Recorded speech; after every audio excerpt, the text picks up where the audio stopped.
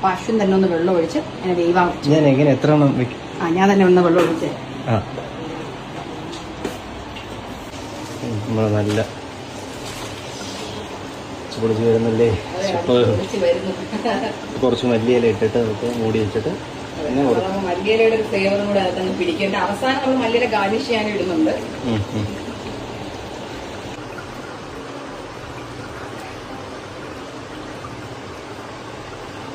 നമ്മളൊരു ഇച്ചിരി മല്ലിയില അതിനകത്ത് പിടിക്കാൻ വേണ്ടി അങ്ങ് ഇടുവാണ് ആ ഒരു തിക്ക് ഗ്രേവിയിലോട്ട്. ഇനി അവസാനം നമ്മൾ ഗാർണിഷ് ചെയ്യാനും കൂടി ഇടും.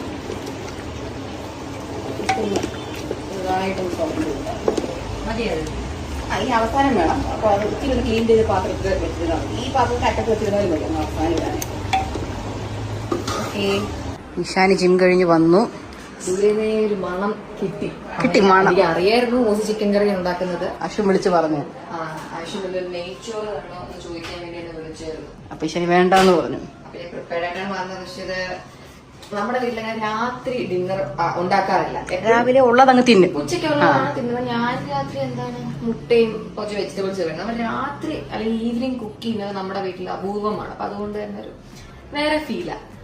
ഒരു സാധാ നമ്മുടെ ഫ്രണ്ട്സിന്റെ ചിലപ്പോൾ വീട്ടിൽ പോകുമ്പോ എല്ലാവരും ഡിന്നർ വേറെ ഉണ്ടാക്കും. ഡിന്നർ എപ്പോഴും നമുക്കതൊരു ഭയങ്കര ഒരു ന്യൂ തിങ് ആണ്. അമേസിംഗ് ഉണ്ടാക്കും. ഡിന്നർ എപ്പോഴും